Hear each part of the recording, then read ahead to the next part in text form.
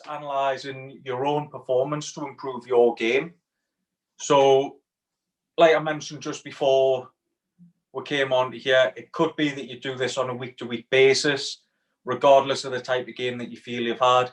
It could be that you do it after a particularly good game. It could be you do it after you feel you've made a mistake in a game, or if you feel you've had a bad game.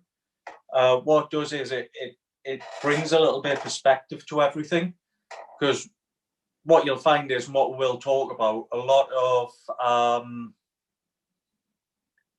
how you feel after a game based on your performance is all based on kind of raw emotion without having any perspective or sometimes any kind of logic behind it. So first of all, as I say, what we'll do is we'll talk about why you should review your performance. So reviewing your performance can help you improve your performance on the pitch. It helps you understand the game better, not just your game, but the game in general. It creates a better relationship between yourself and your coach or your manager. So that could be your grassroots coach, it could be your goalkeeping coach, where you start to strike up a better relationship where you can talk about your performance on a weekend. It creates a better sense of self-awareness, so you're a little bit more conscious of your own ability levels and capabilities. So it's not like you're trying to put you're not expecting too much of yourself and nobody else is expecting too much of yourself. We'll make sure that we work within our capabilities. And as I mentioned before, it'll help you process mistakes or any kind of goals that you concede more logically and with a little bit better perspective. So how would you analyse or review your performance? All analysis should be objective. So like I mentioned before, you don't want to be walking off the pitch, jumping into the car and beating yourself up over a performance.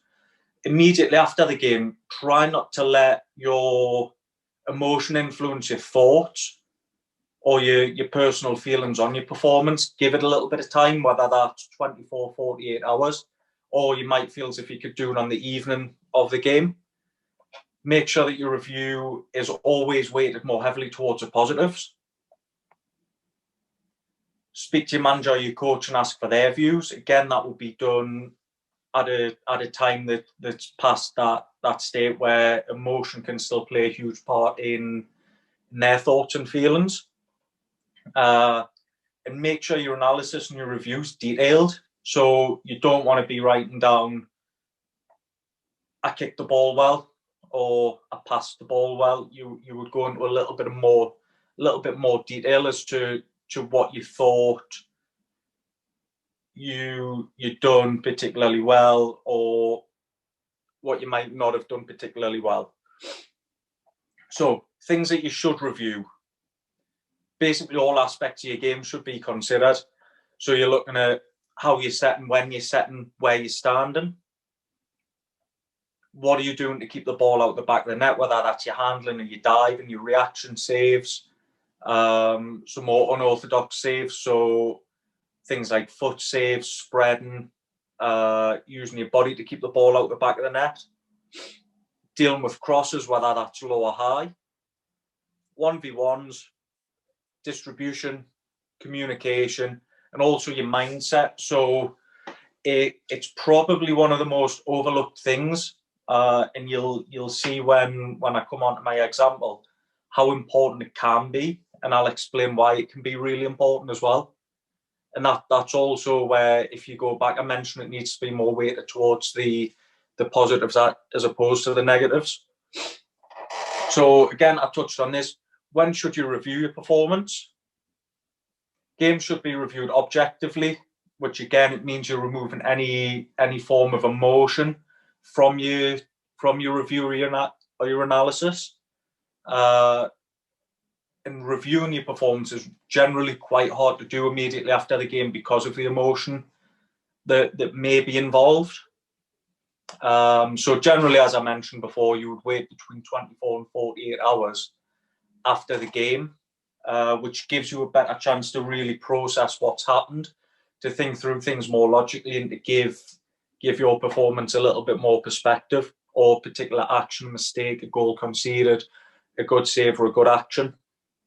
So what you'll see here is I've got a performance review form, and I'll send this link to all your parents as well via WhatsApp.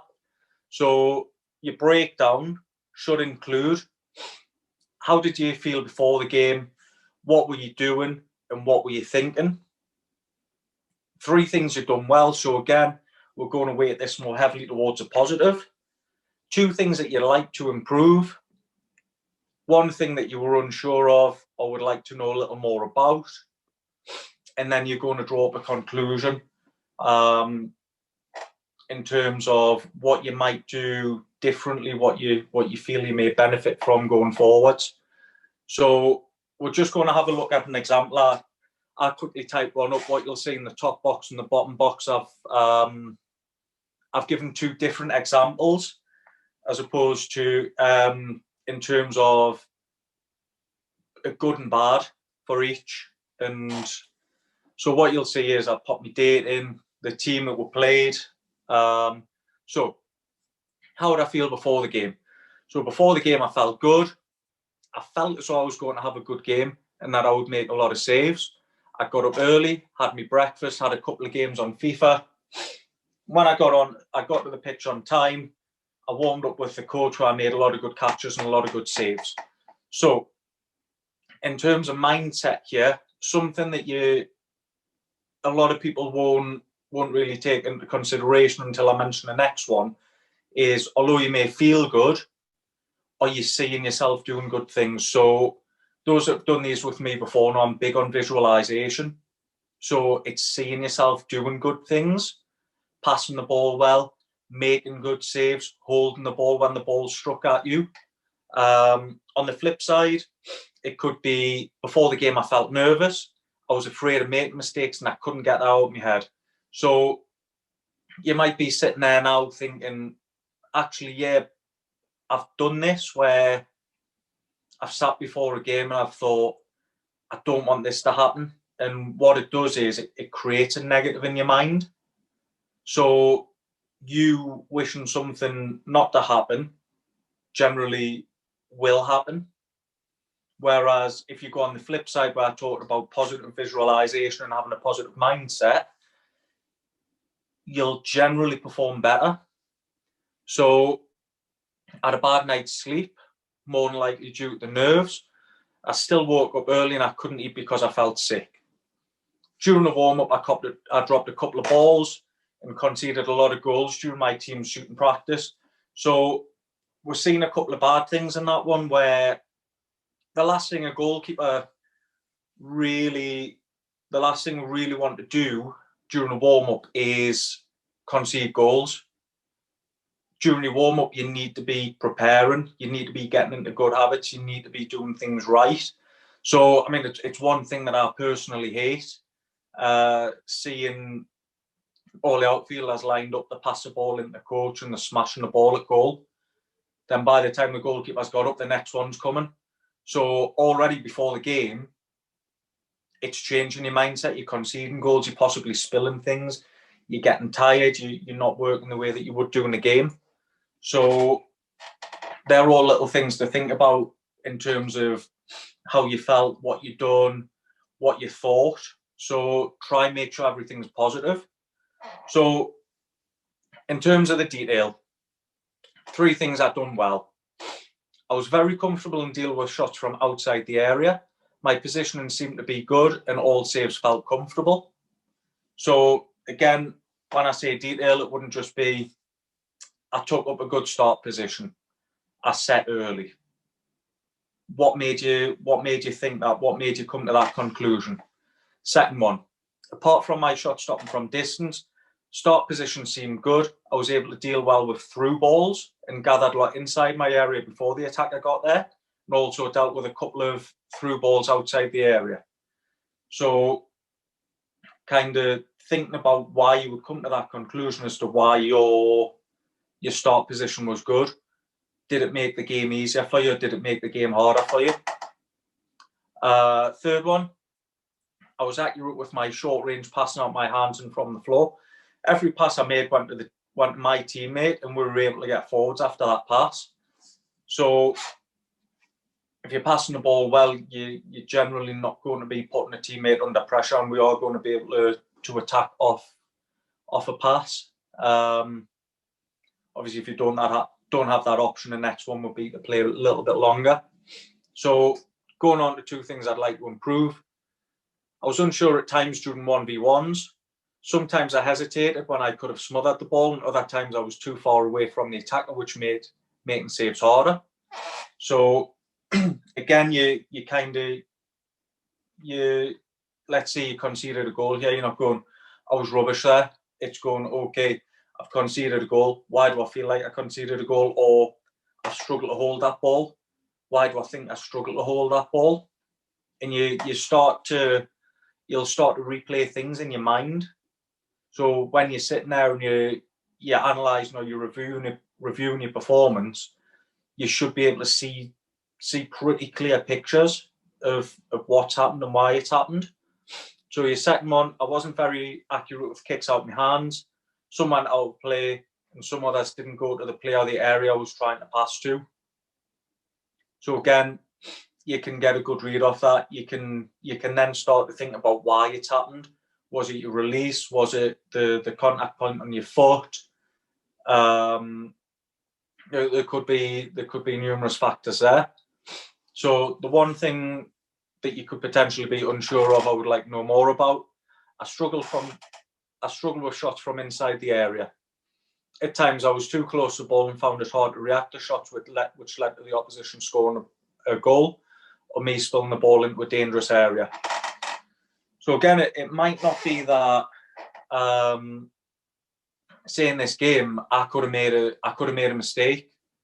Say a low shot's coming, I've went down to scoop it, it's went through my hands, through my legs and into the goal. But then I've had another 5 occasions where that exact same thing's happened and I've secured it. So it wouldn't be one of those things that I would be unsure about. I would like to know more about, because sometimes these things happen. It could have just been a lapse in concentration, but you've done it perfectly afterwards. Then going into like your conclusion, things that you're going to do before your next game, things that you could do. You could speak to your coach, your team coach, your goalkeeper coach, and ask for advice on shots from inside the area, and also dealing with 1v1s, and give a reason for that. And things you would also do is you could potentially as well, even in your team training, ask if it's something that you could work on, or ask if it's something that they could put together for you to test you, where either you come up with the solution or you and your coach come up with the solution together. Then you could analyse before the game. Your pre-match routine, as I say, we've got a good and a bad here. Pre-match routine was really good, and I want to continue to do that. I'll continue with positive thoughts, and I'll visualise myself doing good things during the game. On the flip side, I found my pre-match routine to be unhelpful, and I'll ask to change that. I'll also try and think more positively and see myself doing good things during the game. So what you can do is you can turn the negative of what happened before the game and what happened during the game into a positive going forwards. And that is just a very quick introduction into performance analysis, and again, more specifically, analysing your performance. So what I'll ask you to do, because I'm still on the presentation, if you have any questions and you would like to ask them, just unmute yourself and just feel free to ask.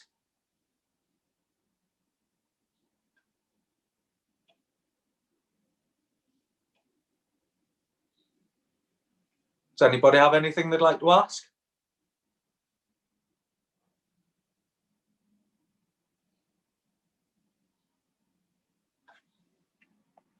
I think everyone's fallen asleep.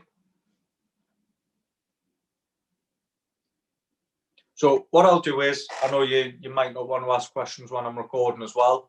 So what I'll do is I'll end this presentation now, and I'll come back into the Zoom chat, and obviously if any questions do come up, please feel free to ask in there. Well, you would have noticed that at the end of the presentation there was a lack of questions. When I stopped recording and when I went back into the chat, it actually opened up quite a lot of discussion. And the reason that there wasn't any questions at the end was, for obvious reasons, players didn't want to highlight this where it was going to be recorded, where obviously their names could be seen and their views could be heard. So one of the main ones was that a couple of the players mentioned that they didn't feel like they could potentially have an open conversation with their team coach. And a couple of the reasons were that in training they didn't really feel as if they got any kind of attention. During games they didn't really feel as if they were acknowledged, other than to be criticised if a goal went in. So the players didn't feel as if they would potentially have the support of their coach, and wouldn't be able to have that real open and honest conversation with them, which obviously it stems back to a little bit of a trust issue there as well. So what was suggested and what we talked about was potentially even discussing with a parent, or discussing, if you've got that good relationship, discussing it with a teammate. And again, it opened up a lot of discussion where we had first-hand views of people not having the support of the coaches, people who've actually spoken to teammates about it, people who've spoken to other people's parents about it, and it was good to have that conversation with the goalkeepers. As I say, for obvious reasons, these players didn't want to have that discussion where they could be named, where the coach could potentially see or hear what they were saying. And from my point of view, that's totally understandable. Now, from a coach's point of view, what I think we need to look at there is possibly a little bit of better education for coaches around the role of the goalkeeper and around the position of the goalkeeper within their team. It's not just the education, but it's also the inclusion. So when you're planning sessions, when you're doing team talks, when you're communicating during a game, make sure you share out that attention, share out your praise as well. Because, as I say, what I've heard there is you had, out of 16 goalkeepers, you had 4 or 5 who didn't really feel appreciated, and who felt like they were being overlooked kind of completely by the team coaches. And this isn't me bashing anybody, it's just bringing to light something that people might not even realise they're doing. I completely understand that outfield coaches, you're a volunteer, you've done your level 1, understanding the level 1, level 2 coaching qualifications. You don't really get a great idea on how you can incorporate your goalkeeper into your outfield practices. It might not be something that you're comfortable with, and it might not even be something that you've particularly thought about. But as well as obviously the player, you've got to consider the person as well. So, as I mentioned before, one of the things that was brought up was, and the question that I had to ask was, what kind of communication do you get from your coach? And it was, well, if I make a mistake, I'm blamed for it. If I make a good save, it's completely overlooked. So why would we always criticise, and why wouldn't we ever kind of give a positive? Or why would we, as coaches, focus on the negative as opposed to the positive? I think, and like I mentioned in the presentation, we've got to weight the positives more than what we do the negatives. And we've got to really consider how that's going to impact on players. I mean, that could be somebody the age of 6, it could be somebody the age of 35. It's all going to have the same kind of impact on them, regardless of age. So I think it was very important to have that discussion with the goalkeepers, and for them to actually realise as well, actually I'm not alone, because in such a small sample group, you've got just about a quarter of those goalkeepers who've experienced the same thing. And it's something that does need addressing. So I think what I'm going to do on the back of this presentation in this video, I've already got a presentation put together around incorporating goalkeepers into grassroots practices or into team practices. How we can communicate, how we can set challenges, how we can make it not just relevant for the goalkeeper, and not just relevant for the outfield players, but how we can really link the game and really delve deep into the role of the players as a whole. It's not just a goalkeeper, it's not just defenders, not just midfielders or attackers. It's how can we delve into the role of our players, and how can we impact every single player on that training pitch, and how can we positively affect every single player on the field. So during the week, I've got the presentation put together. I'm going to add a little bit of voiceover to it, add a little bit more context, and that will be released onto YouTube either later next week or the start of the following week. And hopefully it'll help people a little bit more. But as I say, it was really eye-opening, and it was refreshing to hear honesty from goalkeepers, good or bad, so obviously when we get back into things, it is something for a lot of people to think about. I hope this video has been of value to you, whether you're a goalkeeper, whether you're a goalkeeper coach, or whether you're an outfield coach or a team coach or a manager. If you've got anything, any questions, any feedback, anything, comment below. If you like what you see, obviously give the video a like, subscribe to the channel. Thank you.